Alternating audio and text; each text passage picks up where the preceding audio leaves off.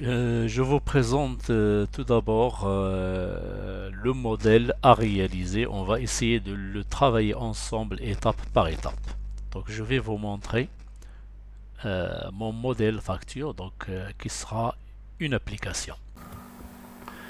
Bienvenue à toutes et à tous. Donc je reprends mon exercice puisque j'ai déjà préparé mon Canva. Vous le voyez ici, le tableau qui contient des informations nécessaires pour la conception d'une facture. Je passe maintenant à remplir en fonction ces cellules. Donc, comme vous voyez ici, donc là j'ai la zone client. Je vais mener la recherche par référence client. Donc pour ce faire, tout d'abord, je vais sélectionner la colonne qui contient les références clients et puis je vais écrire, je vais nommer ça référence client. Donc je vais lui donner, affecter un nom et puis faire entrer. Je ferai la même chose avec toutes les listes, donc liste client, entrée. Je reviens à ma facture. Donc je fais données, je vais choisir données et puis validation des données. Validation des données, les listes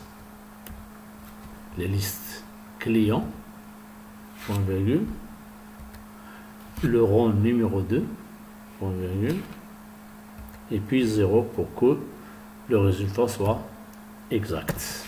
Voilà. Donc ici, c'est la société, etc. Donc si je change, par exemple, si je fais ça, donc vous avez le nom, etc. Bien, ce que j'ai fait ici pour le nom client, je vais le faire pour les deux. Idem pour les deux, donc je vais faire ça. Voilà. Attention, je vais changer les paramètres. Donc pour l'adresse client, donc c'est toujours C8. Ensuite, ici, c'est le rang, je pense c'est le rang 4, je pense. Voilà, c'est le rang 4. Ici, c'est toujours mener la recherche par ça. Ensuite, c'est le rang 3. Voilà. Donc, pourquoi 3, 4, etc. Vous allez comprendre ça. Donc, ça, c'est le rang numéro 1. Numéro 2, c'est le nom. Numéro 3, c'est l'adresse. Numéro 4, c'est l'email. Je reviens à ma facture et puis ici tout. Donc, mission ici accomplie, comme vous voyez ici. Très bien. Je vais faire la même chose pour les articles.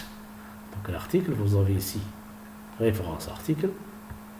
Et puis, hop, j'ai toutes les listes ici. Je reviens.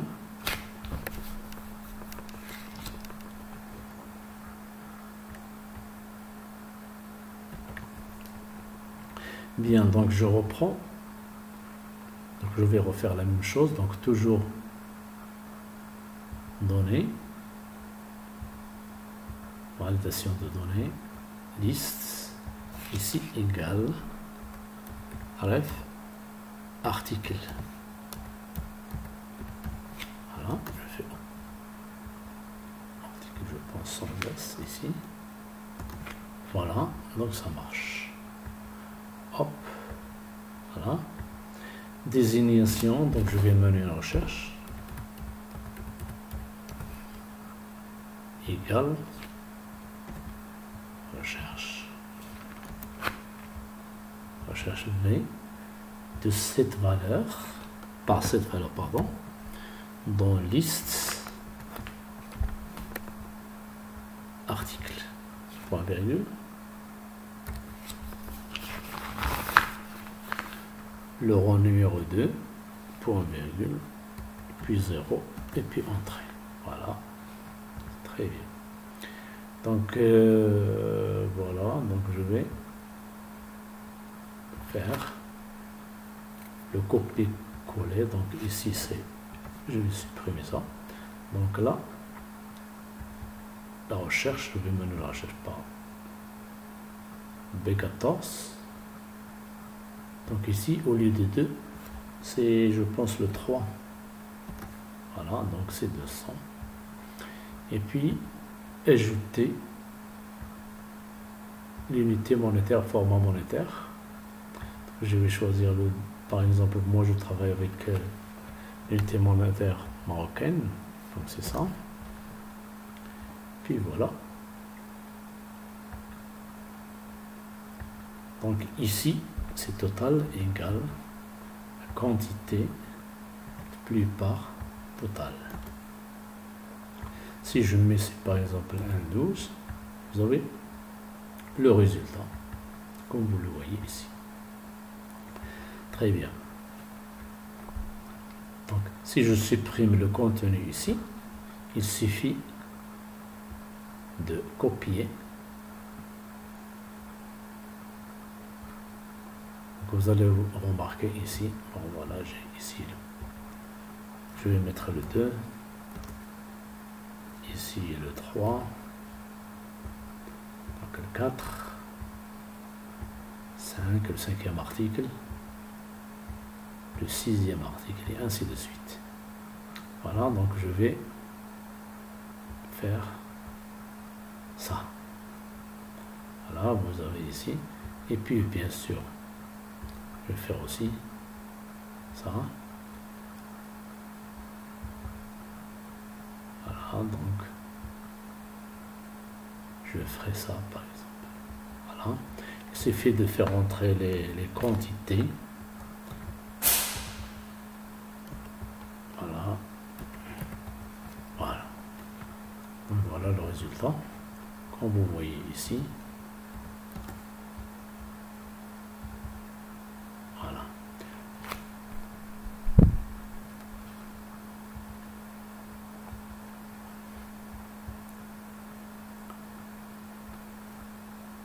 Bien, je passe maintenant au calcul du total hors taxe. Total hors taxe est égal à la somme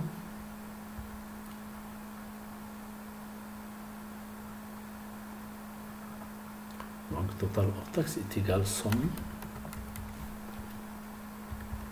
des totaux que nous avons ici.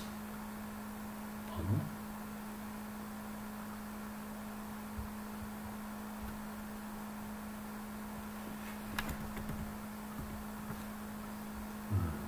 Ici, jusque là.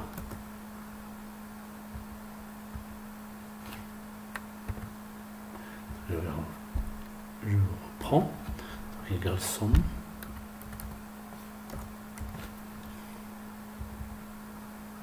de ça. Voilà. Ici TVA égale, je vais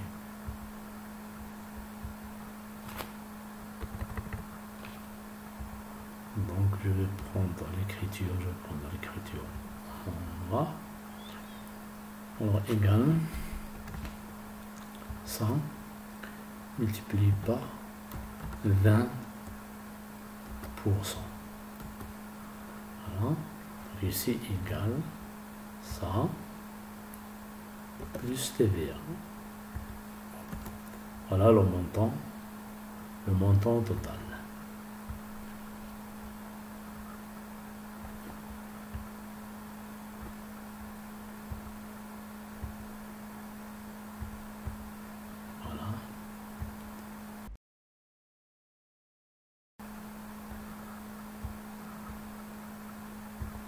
Mettre le gras pour que ce soit un peu visible. Voilà, maintenant notre facture, il est presque achevé, mais il reste ici une fonction à définir pour convertir cette valeur en lettres automatiquement.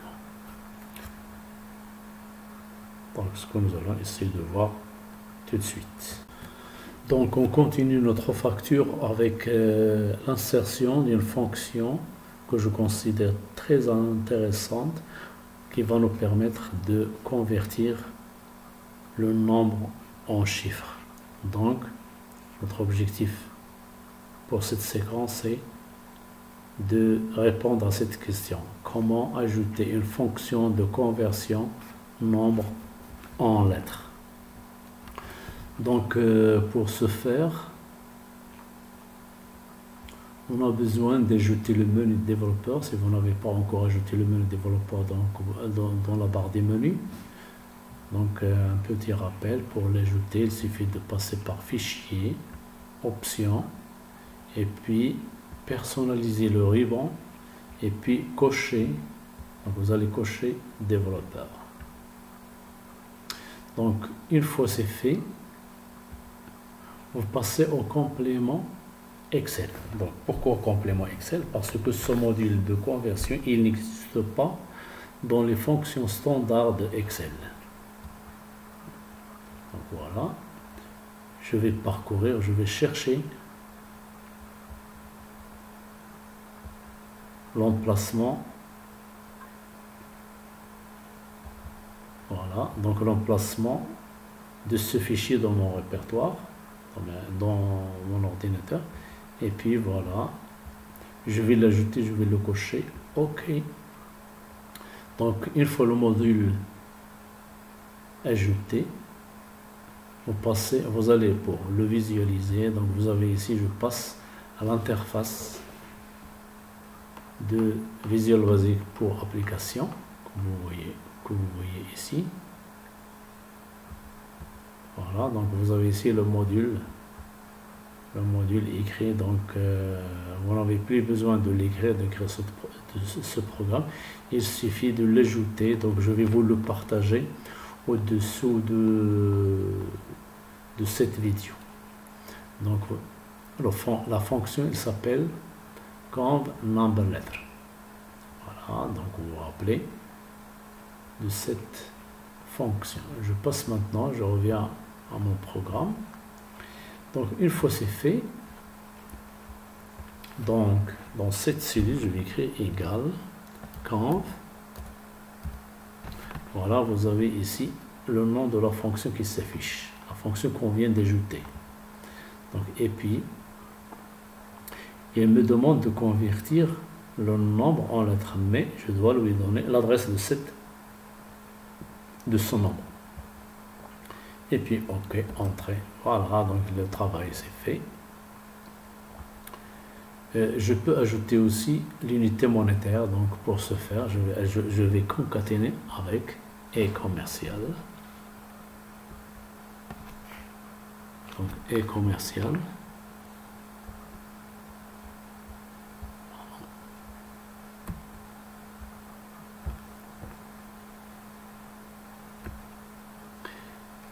Les guillemets, un espace. Bon, je vais choisir la monnaie. Une monnaie, par exemple la monnaie marocaine.